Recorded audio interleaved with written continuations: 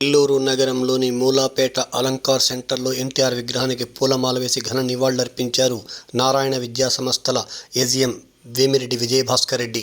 39-40 డివిజన్ల తెలుగుదేశం పార్టీ నాయకులు అన్నంగి ప్రసాద్ ఆధ్వర్యంలో ఈ కార్యక్రమాన్ని నిర్వహించగా డిప్యూటీ మేయర్ రూప్ కుమార్ తదితరులు పాల్గొని ఎన్టీఆర్ విగ్రహానికి పూలమాల వేసి నివాళులర్పించారు.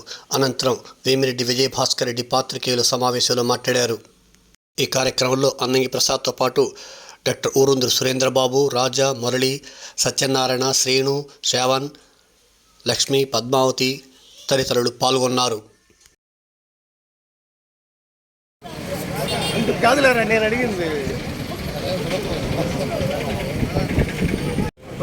Okay sir.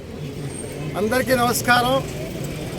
ఈరోజు స్వర్గీయ నందమూరి తారక రామారావు గారి 29వ వర్ధంతి సందర్భంగా మన 39-40 వార్డులో అలంకార్ సెంటర్లో ఘనంగా నిర్వహిస్తున్న తెలుగుదేశం పార్టీ కార్యకర్తలకు, అదేవిధంగా ఈ క్లస్టర్ ఇన్ఛార్జ్ అన్నంగి ప్రసాద్ గారికి, ఈ డివిజన్ అధ్యక్షులందరికీ కూడా, అధ్యక్షులకి, కార్యకర్తలందరికీ కూడాను ధన్యవాదాలు తెలియజేసుకుంటున్నాను.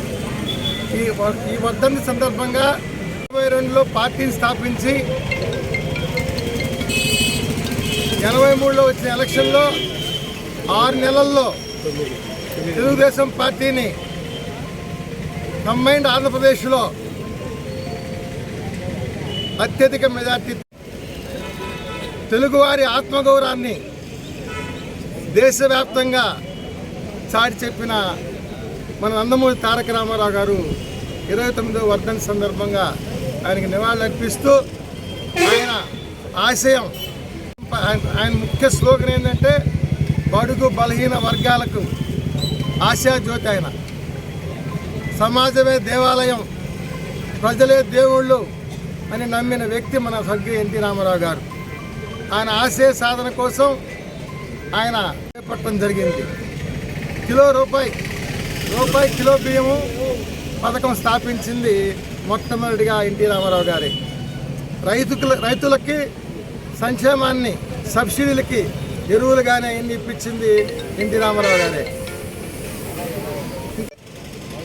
ఉపాధి కల్పనలో కూడా ఎన్నో ఉద్యోగాలు కల్పించిన వ్యక్తి ఎన్టీ రామారావు గారు.